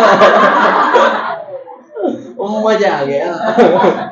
अब क्या हुआ सीन भाई, ऐसी चिपकली अपनी क्या थी, ये क्या बोल सकते हैं, सुपारी का अपन खर्रा बनाया। अब पीछा बोलता भाई सर क्या मजा है, बोले मजा आएगी हो, बोले मजा आएगी हो, बोले एक नंबर, बोले सर। अब ये सुपारी, ये खर्रा बोले मेरे शादी में सबको खिलाऊंगा, 1000 खर्रे की है। मैंने बोला एक्चुअली जो कारागिर है ना अपना, इसके बीबी ने इसको बंद हुआ, इसके दांत टूट गए। शादी कब है, बोले 6 महीने के बाद। मैंने बोला 6 महीने के, पता नहीं ना उसके दूध वाले दांत थे कि अच्छे वाले। मैंने बोला उसके दांत आए तो खर्रा बना के दूंगा, नहीं तो नॉर्मल खर्रा मिलेगा, स्पेशल खर्रे के लिए आपको डिपेंड करता है उसके दांत आएंगे कि। तो बोलने का मतलब this is called contingent goods. कतई लिक्चर एग्जांपल दिया भाई। तो कॉन्टीजेंट गुड्स समझ में आया। Acquisition of by seller depend upon happening और non happening of certain uncertain event. Okay, certain नहीं होता है, अनसर्टेन होता है। Now existing goods is further divided into 3 types.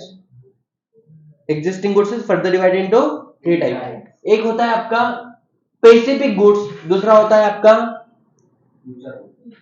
Uncertain goods, और तीसरा होता है अरे रुको रे, रुको रुको रुको रुको, हाँ रुक जाओ, मैं करता हूँ। Specific goods, uncertain goods, ascertain goods. Office से कॉल था, अब मेरे को टेंशन, इतने मॉर्निंग में रहते। चलो anyway, come to the point, वैसे भी क्लास थोड़ा समय होती है। स्पेसिफिक गुड्स क्या होता है, स्पेसिफिकली आइडेंटिफाइड तुमको क्या होना। तुम्हारे पास 10 केक के ऑप्शन है, सारे एग्जिस्टिंग है, बोले यही होना, स्पेसिफिक है ना, इसके अलावा कुछ ही नहीं होना, है ना। तू मतलब तू, तू नहीं तो कोई नहीं, ये क्या हो गया, स्पेसिफिक, है ना।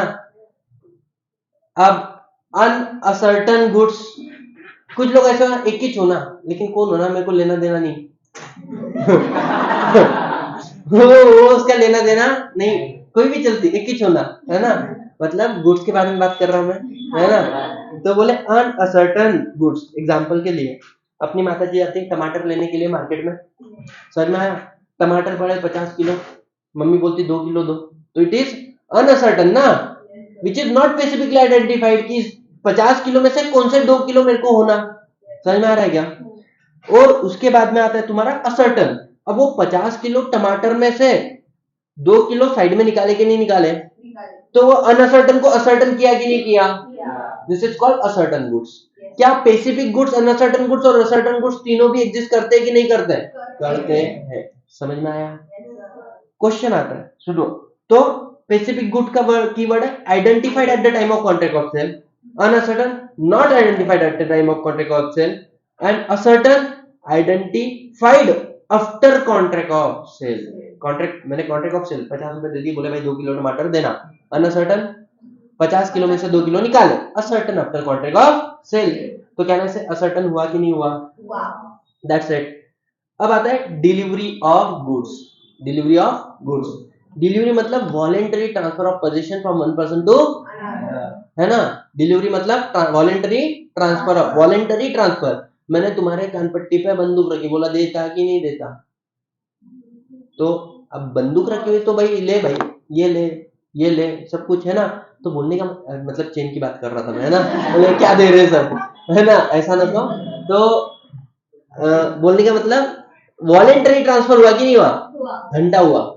अबे ढोक लो, वॉलेंटरी होना मतलब स्वेच्छा, दबाव में नहीं, चोरी करके लेके जाना नहीं, प्रेशर क्रिएट करना नहीं, अनडू एडवांटेज लेना नहीं, अनफेयर एडवांटेज लेना मतलब स्व इच्छा से किसी को गुड्स देना, it's called as delivery. Delivery होती है 3 तरीके की। सर हमको तो 2 ही मालूम, सेल ऑफ गुड्स एक्ट की बात कर रहे हैं अपन, है ना। एक होती है एक्चुअल डिलीवरी। हाँ सर सारी एक्चुअल होती है। जब आप अपना गुड्स किसी को हैंड ओवर करते हैं तो इसको क्या बोलेंगे, एक्चुअल डिलीवरी। समझ में आया कि नहीं आया? दूसरा एक होती है सिंबॉलिक डिलीवरी। तुम गए कार परचेस करने के लिए, बेटा वो ऐसा बाहुबली है क्या, बोले कार बोलो ऐसा क्या देगा वो, चाबी देगा ना। चाबी देना इक्विवेलेंट टू कार देना कि नहीं? तो it is called symbolic delivery. Amitabh Bachchan ji अभी अभी वो चेक देने लग गए। पहले ना वो चेक नहीं देते, ऐसा बड़ा सा पोस्टर लाते थे, बोले ये लो। अब क्या वो बैंक में ले जाएगा, हाँ ये लो। अरे it is a symbolic, it is a token कि आपको मेन गुड्स मिल चुका है। हैव यू सीन द बागबान मूवी? तो बागबान मूवी में बोले बापूजी आपके लिए कुछ गिफ्ट है, बाद में चाबी देता कि नहीं देता। तो giving key is equivalent to giving car. और एक होता है तुम्हारा कंस्ट्रक्टिव डिलीवरी, मतलब without change of position, by acknowledgement. मैं रहता किधर, पुणे में, सामने वाला अपना क्लाइंट रहता मुंबई में, और गुड्स पड़ा हुआ है लोनावाला में। समझ में आ रहा है? कहाँ पे? वेयर हाउस के अंदर। अब वो लोनावाला वेयर हाउस के अंदर जो गुड्स पड़ा है किसके बिहाफ में पड़ा है? सेलर के बिहाफ में। सेलर उसको पैसा देता होगा मंथली बेसिस पे। अब बायर ने बोला वो जो लोनावाला गुड्स है उसका गुड्स है ना वो पूरा मेरे को दे दो। मैंने बोला डन। मैंने रिक्वेस्ट किया किसको? वेयर हाउस कीपर को, कि भाई वो गुड्स आज से मेरा नहीं, किसका है? बायर किधर बैठा है? मुंबई में। वेयर हाउस कीपर एक्नॉलेज कर रहा है। अच्छा सुनो, वेयर हाउस कीपर ने कॉल लगाया, हेलो, हाँ कौन? रितेश देशमुख? हाँ। वो जेनी मैडम है ना? हाँ। तो बोले उनके बिहाफ में मेरे पास गुड्स पड़े हुए हैं। बहुत बढ़िया। मुझे एक बात बताओ, यहाँ पे एक्चुअली गुड दिया क्या? Just by acknowledgement. क्या मैंने ये बोल दिया the goods belong to Jenny? This is called constructive delivery. समझ में आया कि नहीं? कितने तरीके की डिलीवरी होती है? हाँ सर, समय के पहले भी शुरू किया है 15 मिनट। ठीक है चलेगा, सॉर्टेड एकदम आराम से। बाकी हम लोग कल निकलेंगे इन सारी चीजों को। टिल दैट टाइम खूब खूब पढ़ो, खूब खूब आगे बढ़ो। बाय। रोक लो, बाय।